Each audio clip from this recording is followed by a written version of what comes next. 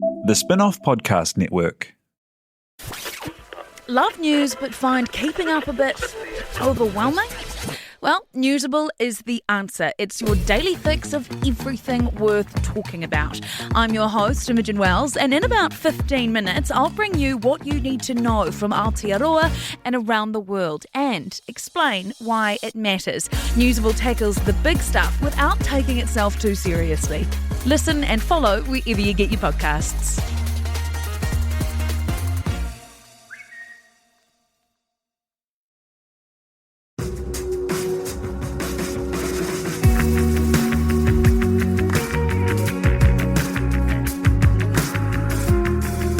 You're listening to Business is Boring, a podcast that reckons it's anything but. Business is Boring is brought to you by SparkLab, offering inspiration and practical advice to help businesses find their edge. To hear more about SparkLab, including details about the latest events, workshops, and business tools, visit sparklab.co.nz. And now, here's your host, Simon Pound.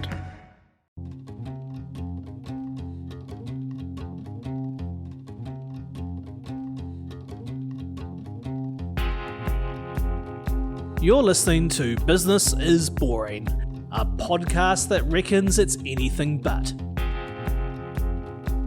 Business is Boring is made by the Spinoff with help from Callaghan Innovation, New Zealand's innovation agency. Here's your host, Simon Pound. You might have seen a great tech story pop up recently about a globally successful Kiwi company offering its staff the ability to work in Gisborne, where they were to open an office so their team could enjoy the lifestyle, cost of living advantages, and just having a nice life. It was just the latest in a long run of cool initiatives the company Straker Translations has put out as part of growing from a family-founded tech company into a global success with offices, partners, and 40,000 plus translators working all over the world. Coming from a background including being a paratrooper, Grant Straker is the co-founder and CEO and joins us today to talk the journey, opening up high growth to more people, and what's next. Kia ora, thank you for joining us. Kia ora. Hey, should we start there, Grant, about opening up tech and high growth to people from all kinds of places and backgrounds? Because you didn't have a traditional background into the tech world, being an elite paratrooper in the British Army, amongst other things.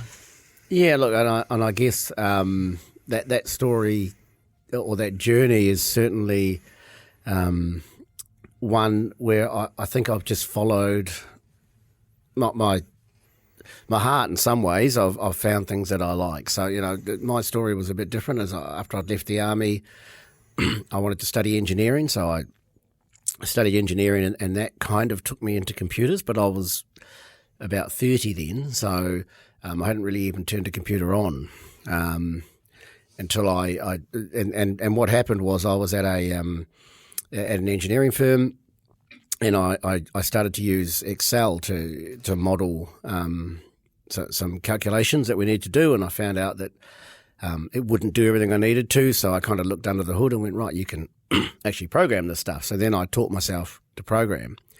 And eventually the IT guys in the company were asking me to write software programs, which I thought was a bit strange that I just taught myself how to do this. But they were asking me. So then I thought maybe if I go and do a course on this might be something that makes sense. So I went off and did the course, and then the instructors, I knew more than the instructor. So then that company asked me if I'd come and do consulting, but I had never worked in this industry. So then I had to do a big kind of pivot.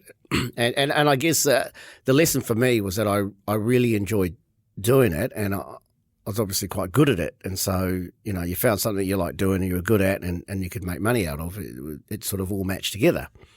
And that was 30 plus that you got into that. What was the journey to becoming a paratrooper as well? Because you dallied with a bit of kind of engineering stuff, hadn't you, in apprenticeships and the aeronautical industry? Yeah, I did. Yeah, no, because I that's right. My first ever job when I first left school was actually an apprentice aircraft engineer. But I was only like 16, and the way that I got that job was, it's not that dissimilar, was that I left school at 15 and didn't really have any qualifications, and then through some contacts, I was able to, the way that the apprenticeships worked, if you could pass certain tests, you could get in, right? So through a family friend, I was able to sit this test against a lot of people who had studied and done degrees in aeronautical engineering, but I passed it, and therefore they gave me an apprenticeship.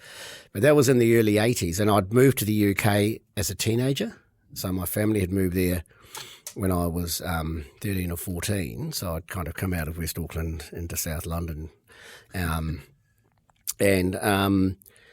basically from there, I was able to get into this apprenticeship. But in the early 80s, there was a recession in the UK, so that airline eventually went out of business, and I worked in factories and stuff before I joined the army. What kind of what kind of things do you learn from the discipline and the team structure and the like of the army, and especially things like paratrooping, which I imagine has a very tight-knit team structure and a lot of things that you have to learn and do well? Yeah, I mean, strangely enough, actually, I was just looking on my phone at a little group, but there's about 3 or 4 guys I served with in the British Army who actually live in New Zealand now. And so it's quite bizarre because we're all quite good friends. But look, I think discipline for me is it's not so much about getting told what to do or standing to attention and all that sort of stuff. I think it's just discipline in your life that you apply yourself, and if you do the right things, you get the right outcomes, right? And I try and teach this to my kids. If you don't apply yourself to study, or you don't do things every day that are going to get the right outcomes, you won't achieve things. So it does teach you that, and I think that anything that ultimately involves can have some quite bad outcomes if you do it wrong. So paratrooping, or just being a soldier in general, or in the military, right? If you don't get it right, you need a lot of discipline in there, in the way that you train and the way that you apply yourself and the way that you learn things. So I don't think that's what it teaches you. It teaches you that you want to be the best you can be, because if you're not on the top of your game, it can have very bad outcomes. And there's a lot of upskilling, isn't there? And a lot of honest feedback, and a lot of retrospectives, and a lot of the things that people in tech have kind of tried to lift and get some of those ideas, but with a much stronger structure around it.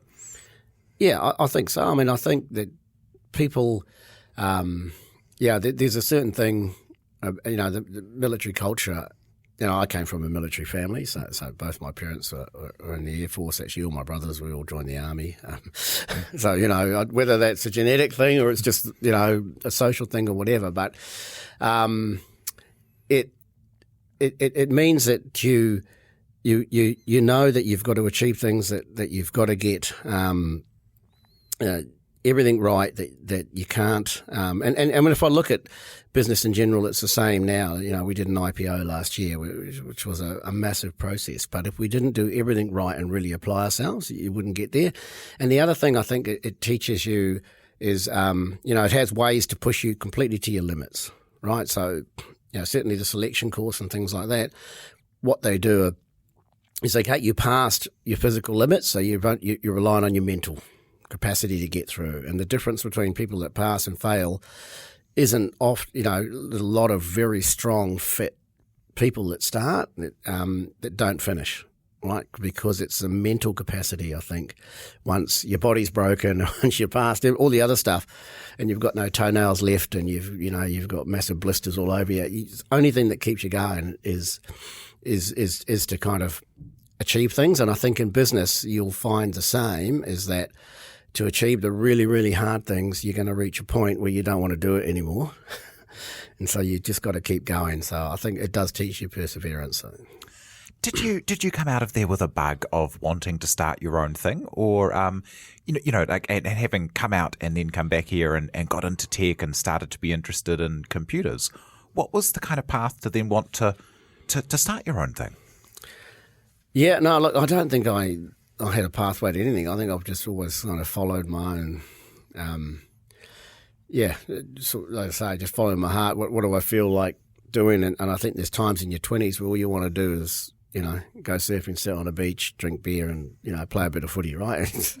and it's when it's when you should be doing it, right? Because later in life you're not going to get that opportunity. So, after I'd left the army, actually, I just used to play in a pub band in London, and that was probably some of the best years I had, just playing footy. Me and my brother and another mate, we used to just play pub bands every night. It was great fun, right? Especially having come out of the really regimented way of life. And I think that so I didn't have any great intent. I think I knew I needed to do something that was going to make more money or have some sort of career as you get on. But I think I am. I learnt that in the corporate environment, it probably wasn't quite me. I just wasn't I probably did need to be my own boss because I wasn't very good at working for other people. And what led you to get into the world of computers and tech? Because the interesting thing with Straker Translations is that it spent 10 years not being that company, didn't it? How did you come to found the first one?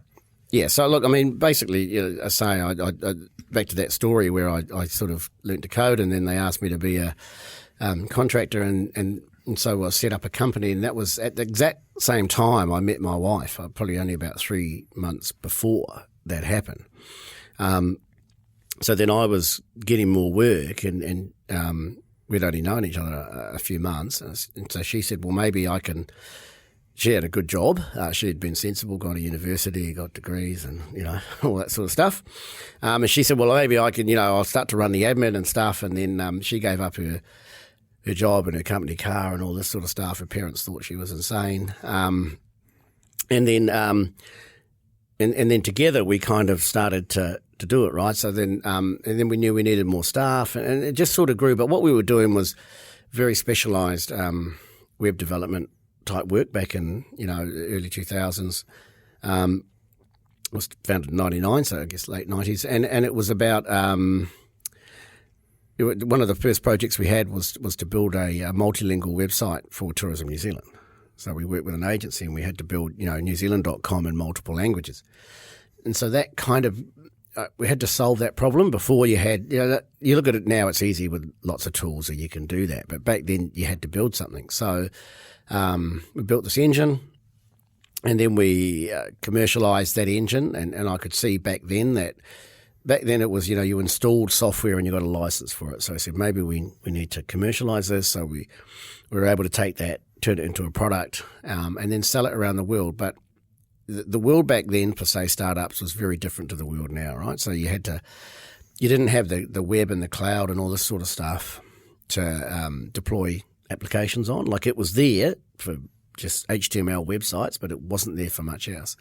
So you had to deploy these applications on CDs and support them globally, and there was no capital around, all right? So interest rates were really high back then. So, the amount of capital that people were going to put in to get a return out of crazy startups when you had all these barriers to globalization were wasn't going to happen. So you had to kind of bootstrap everything.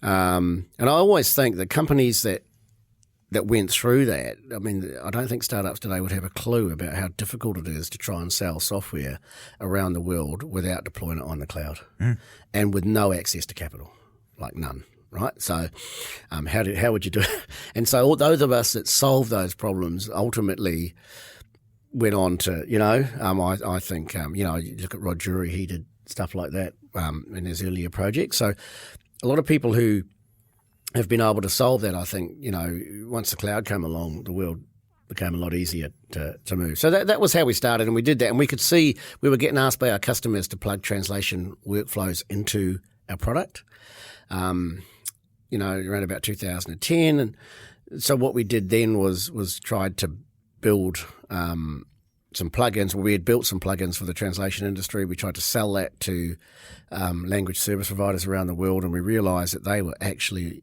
in the Stone Age when it came to technology. And so what we did was we realised the way to commercialise our innovation was to become a translation company. So we're still a tech company, but we went out and went, right, well, this is our channel to market. How interesting. So it started with a software innovation where you could actually easily have multiple languages happening with tech applications. But then in order to sell that and get a market, you had to build out a very un-tech company thing, which is tens of thousands of humans to do translation all around the world. Correct, yeah. And I think that's so basically we had to build a services company, right? And that's what no software company wants to do. Right? Every software company wants to ultimately have a SaaS model, clip the ticket, and just have nothing to do with, a weightless export, just, throw up more servers on the cloud and off you go. And it's one of the big mistakes that so many other people who have tried to get in, tech companies have made getting into this industry, because it's a huge industry. It's a $50 billion industry, right? So it's massive amounts of cash in this industry.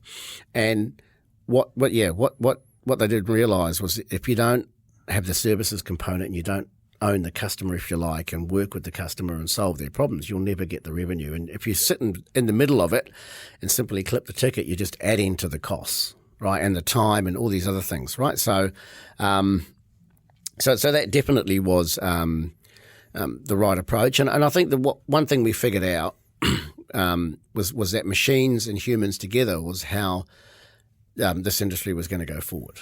So how do you go about doing that, Grant? Because starting from New Zealand, even if you've taken 10 years of having the company of perfecting a bit of the technology before taking the plunge into doing that, I mean, the actual logistics of getting people on the ground in other places and being able to offer all the languages, how do you go about building that out?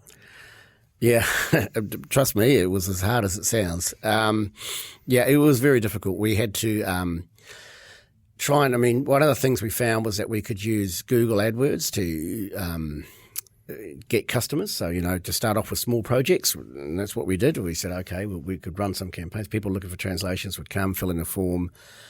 We could manage that process very well, automate a lot of stuff.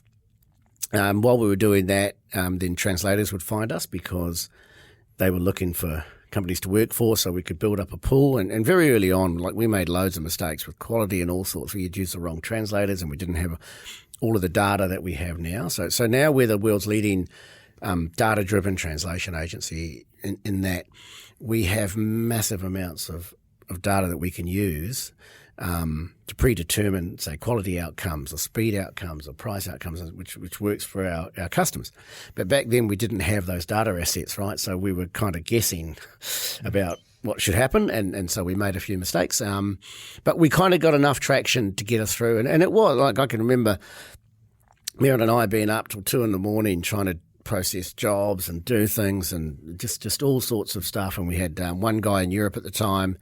Then we knew we needed to set up, because we had so much work in Europe, a bigger option there. So we set up an office in Barcelona, originally with 4 or 5 people.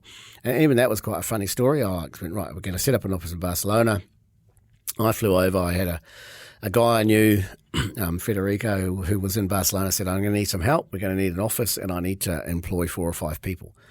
So he said, okay, well, I'll help you. I'll put some job ads up and I'll have these people lined up ready for you to interview, and I'll find some office space in Barcelona. So I flew over, and it's quite complex setting up a company in Spain. It's not like setting up a company in the UK. It's quite a complicated process where you have to kind of get a Spanish identity card and go through all this legal system. And so I did all that, then went and interviewed these people, and then I said, right, I hired 3 initially. So I said, I'm going to hire these 3 people.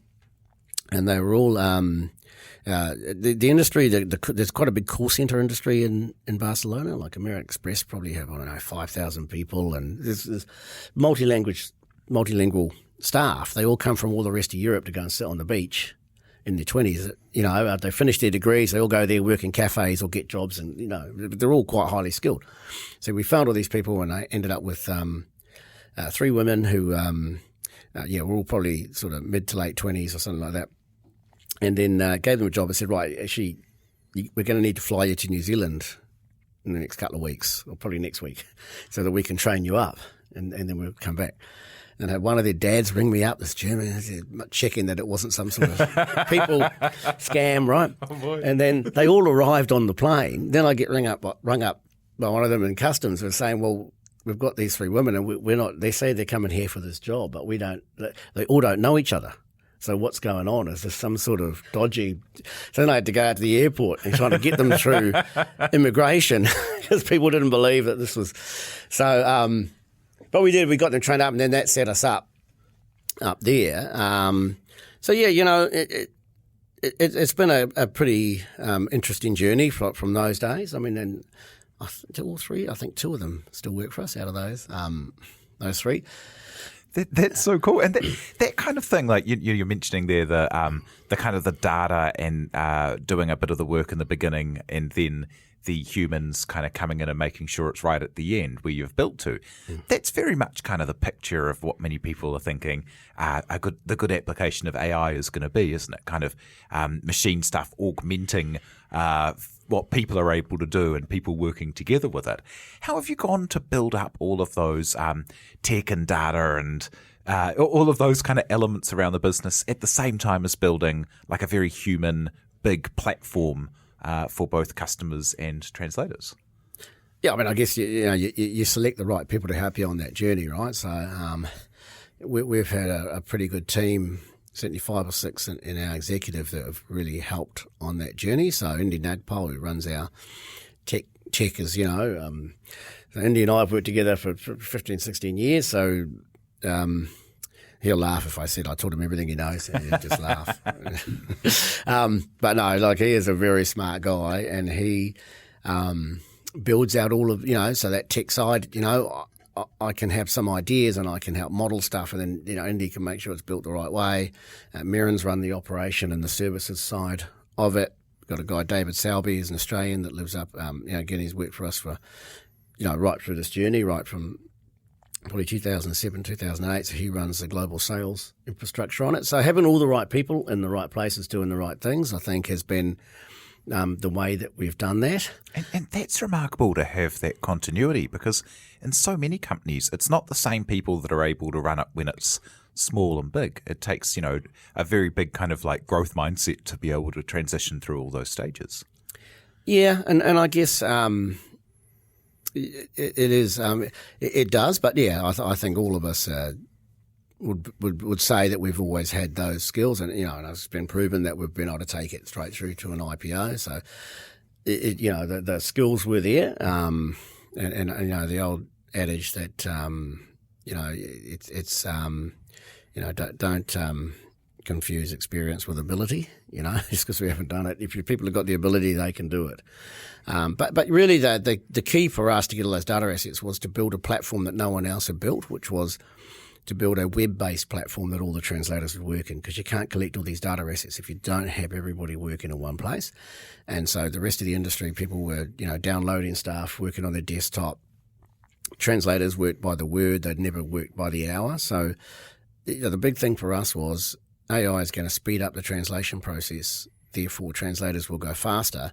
How do you monetize that, and how do you commercialize that to the benefit of your customers and to your benefit? And the way that you do that is that you pay your suppliers by the hour while things increase, right? So you get more throughput through, and customers get a better outcome. And that has been the key to us winning some really large corporate customers around the world, is that we've been able to do this.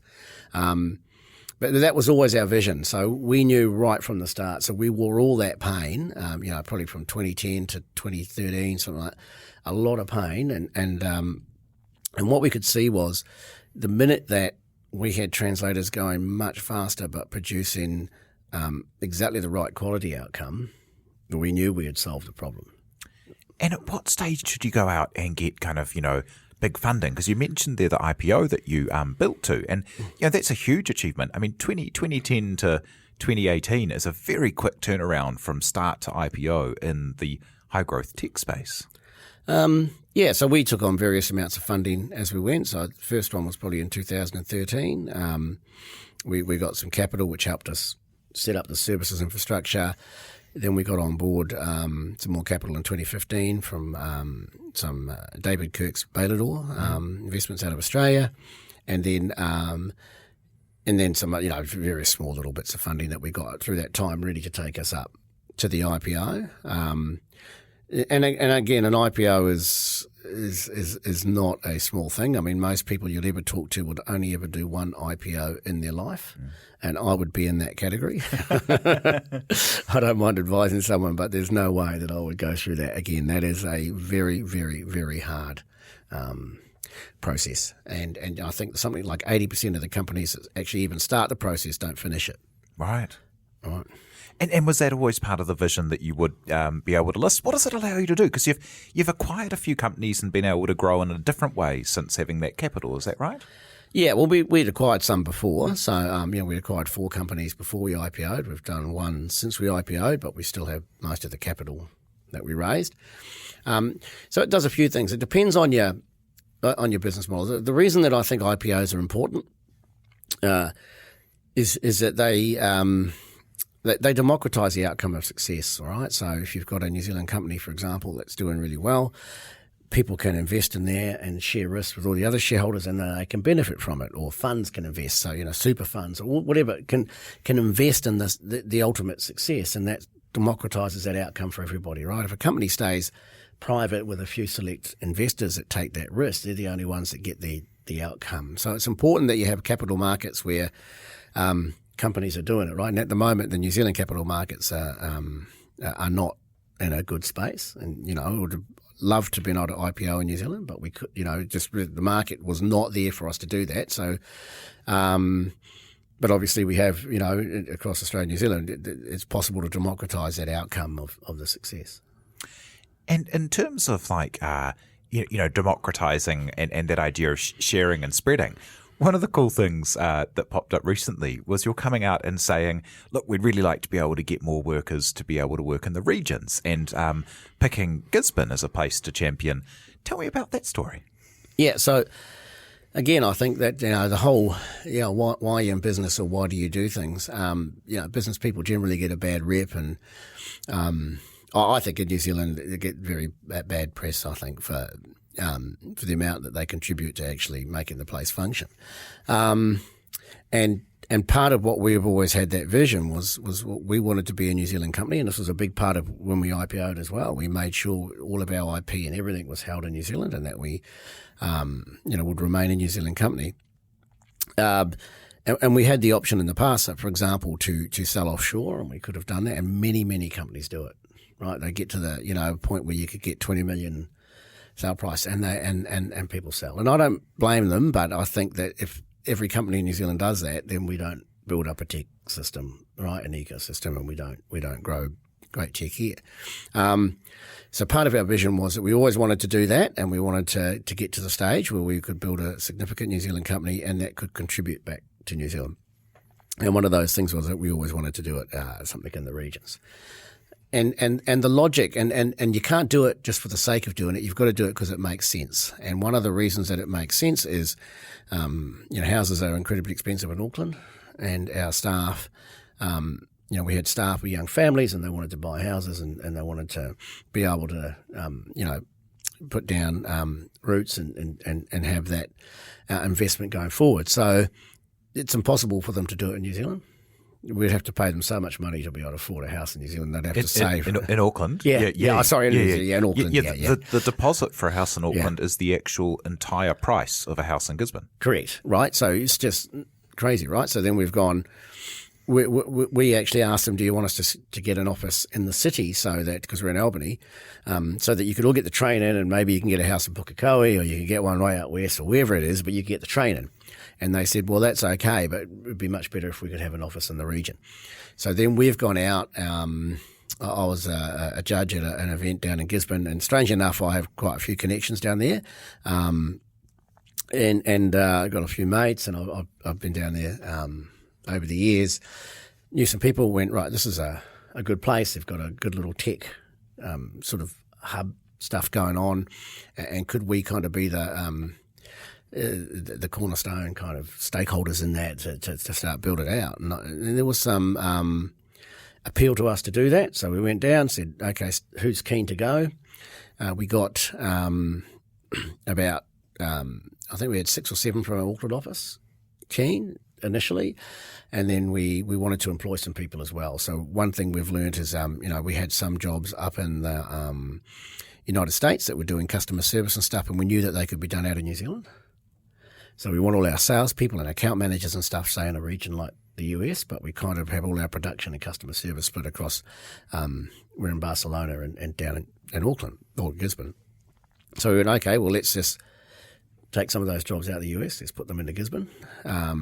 Let's then move some of our other staff down there if they're keen to go. And so, we've had a really good uptake. And I think we'll end up with about 20 people down there within the next year or so. Oh, that's so cool. Yeah, It's just such a magic place. Yeah, we just signed a lease actually on a new office down there. So we were in like a shared hub space when we've just outgrown that. So now we've just signed a lease down there in town. So, yeah, and the staff are getting houses. I mean, I think they've got a few housing issues down in Gisborne supply side at the moment as well. So, we know the council, we know everybody, and that's an easier place to try and address that than it is in Auckland, right? You can still be 5 minutes drive from Wainui Beach, one of the most beautiful places in the world, and a house is $250K, which, in Auckland people, it blows their mind.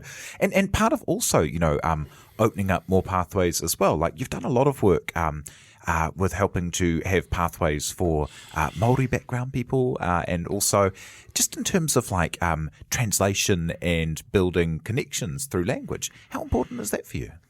Yeah, look, I mean, I think obviously, there is I think a growing trend where, Indigenous languages and stuff are really important to people. We see it in Europe anyway, where there's all that, but you can see it. I mean, and you can see it with Te Reo. It frustrates me because I'm not fluent, because I'm from a generation where it wasn't taught and it was actively not, it wasn't that it wasn't taught, it was actively disencouraged to be spoken, right? And so you lose that connection from, say, like my mother through to me and then to my kids. So now I've got all my kids learning it. And I'd rather they learnt that. In fact, our oldest one, he's not, at school they were doing Chinese, and we're like, well, he's not doing Chinese, he's doing Māori, right? And so, and that's quite an active thing, and I think it does help people, and I think if you look at I see some stats the other day on crime or something where, I think it was gang members or something that actually could speak through far less rates of reoffending, or just there's good evidence that you have a much closer connection to your cultures and just your background that stops you getting into trouble. So that is quite an important thing. What was the other part of that? Oh yeah, what kind of programs have you built to help people get into the business and to foster? Yeah, so look, one thing I believe is that. And I see it, having been doing this for 20 years, is just how few Māori have been involved in tech.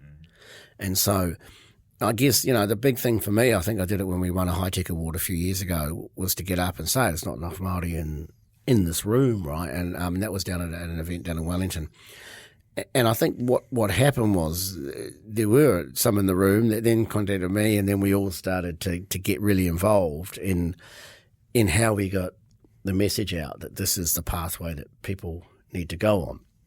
And I think if you can incentivize lots of young Māori that this is actually the pathway that is going to work for them, and you put them in place to get that mindset that tech is where it's at, you'll start to get some go down that road.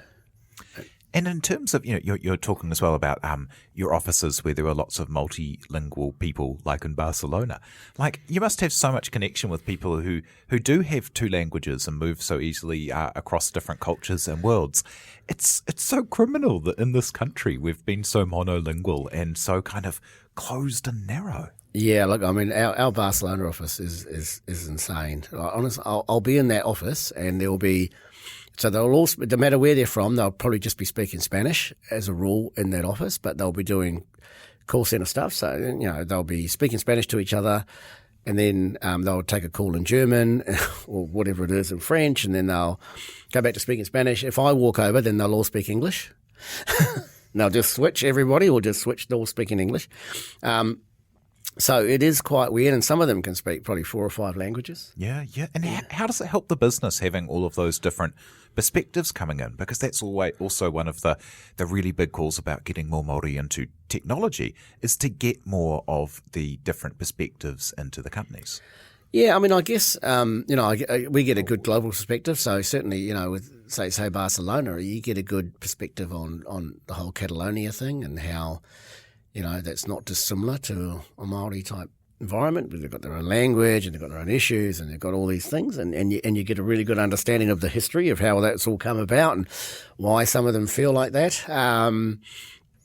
But then you get a good understanding, say, in Germany as well about, how they feel. So, yeah, just having that perspective about all these sort of regions of the world and how people operate, it does help you understand what you're doing. And even, and again, in the States, you've got you've got the East Coast and the West Coast and different perspectives. So we've got offices in Japan, Hong Kong, and it is quite...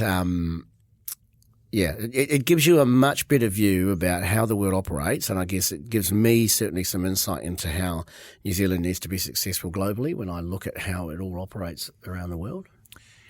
Yeah, just before jumping into that kind of, how New Zealand can be successful and people can, you've mentioned your wife who is a co-founder and also your children there.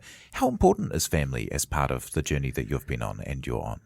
Yeah, I mean, the one thing you learn is that this is a hard, brutal journey. Like, it's not a simple journey. It is true. It is brutal. That's the only way I could ever say it. That's why not many people choose it or succeed in it, because it's hard. And, probably for us, our kids have probably suffered the most, I think.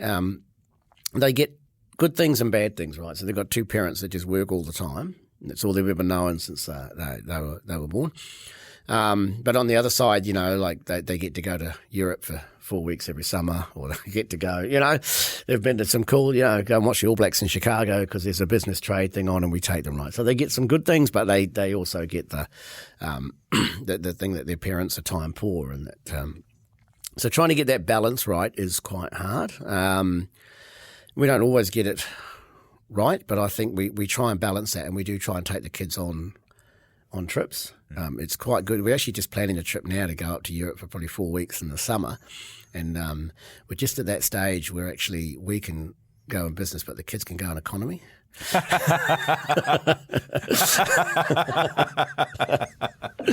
fantastic. We don't have to go sit in economy with them. It's just like that milestone. We're like, this is perfect. Yeah. And having been through, you mentioned before that, the training and the life of the military, and especially becoming a paratrooper, a very elite and difficult thing, and that startups and growing a company is hard. Are they the same hard? Are they different hards? Like, which would you call one harder than the other, or is that a silly question? Look, I mean, I think, it's always, what's the hardest thing you've done in your life, and how do you judge that? An IPO would be one of the hardest things I've ever done in my life. It is hard. And similarly, physically, all that stuff is the hardest stuff. And again, if I go back to the military hard and compare that to, say, doing an Ironman or some of the other, hard sort of sporting events I've done, the military hard is much harder. Even though physically it might not seem like, but I think it's just harder because, again, it's just designed to wear you down and you don't get all the sports science or anything else. The whole thing is just designed to get you to the point where you've got nothing. And I actually did a talk the other day actually to some young Māori in a hostel that Dr. Lance O'Sullivan's set up at Hartepetera College, and on Sunday, and he phoned me up and said, "Well, come give a pep talk to these guys." And I went and told them that, doing something hard that takes you right out of your comfort zone, where the only thing that gets you through it is your mental ability, is a good thing to do when you're young. Because once you've done that, whatever else you do, even though, and physical stuff is probably something that is easy to, doesn't take any money. You can go and, if you haven't run a marathon, go run a marathon and get to the point where you can't do it. You can, because it teaches you the discipline to train to get there. You're not going to just turn up on the day. You've got to have to train. And no matter what you do, it's going to take you to the point where you don't want to be doing it. And having done that, you'll see the rewards when you do it, and then you'll be able to use that as a base to get through life, whatever things come at you. There are different types of hard, but I think the process, which is get to a point where you don't want to do something, and the only thing that gets you through it is been on a journey to want to, why do you want to do it? There's got to be some reasons that you want to get through that. And, and that, perseverance is a key attribute to success, I think. And you mentioned there the kind of the offices around the world and that mindset. Like, how important is it? Obviously with the translation business, it's very important to be global from day one. But for a country with such a small market, how important is it to have that global mindset right from the beginning? Oh, look, I think, yeah. I mean, a lot of business people, I think, do very well by having domestic companies. Right, so if you wanted the easy path and you wanted to just make some money and be a successful, import something and sell it in New Zealand, right? If you want to make a difference to our economy, then you have to export stuff for us to have a higher standard of living. It's that simple. So to do that, you've got to sell globally, and you will run out of a domestic market fairly quickly, right? So. Yeah, having a mindset, and obviously for me now, having come from a time when you couldn't just easily go global, you can easily go global, you can access capital, and I think that there are a few things. One, when you go global, you want to make sure, don't worry about how much of the company you own, just get the right capital structure to grow. Throughout history, companies, societies that prosper have people with great ideas, and they match it up with capital, and that allows you to grow, right? So getting that mix right is what you're going to need. I think if you try and bootstrap yourself globally, you'll struggle, and certainly in the tech industry. Yeah, for sure. And having been through this cycle so far, what's next? What's the big goal from here? What is having that now that you're listed on the Australian Stock Exchange, you've got that wider capital ability. What's next for you? Yeah, well, I guess we want to just keep growing a significant company is I guess the key, and you could say that we've got a good sized company now for New Zealand certainly, but yeah, trying to make build something. So we're in a position where we believe we could be the world leaders in human and AI driven communications, for example, right? So at the moment it's translations, but obviously we're also facilitating. Now we just bought a company in Madrid that specialises in audiovisual translation, that sort of stuff. So we are now in a position where, depending on how it's deployed from where we are now, and then we can go, right, do we?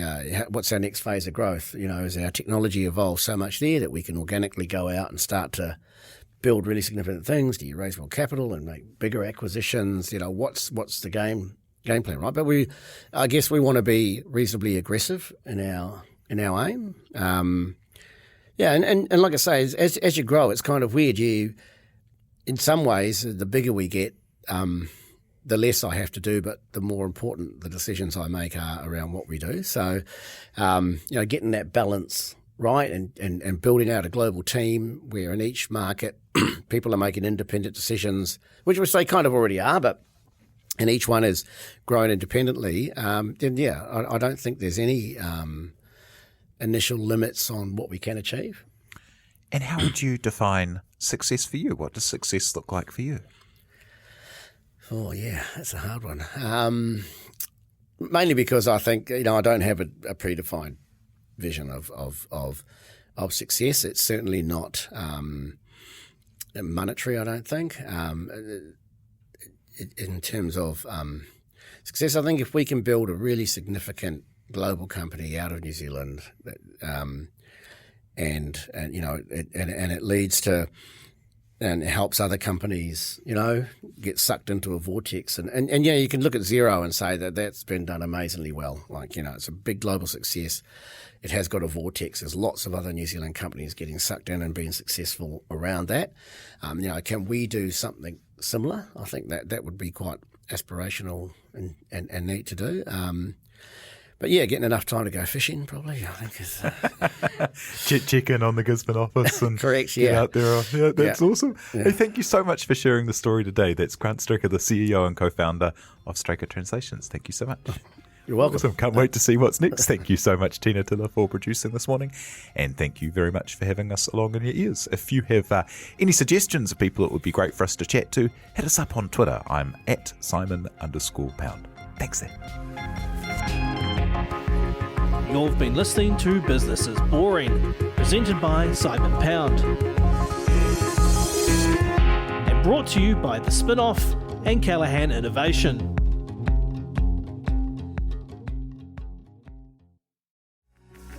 From the Spinoff Podcast Network, that was Business is Boring, brought to you by SparkLab. Make sure you're following Business is Boring wherever you get your podcasts. And for more information on SparkLab, visit sparklab.co.nz.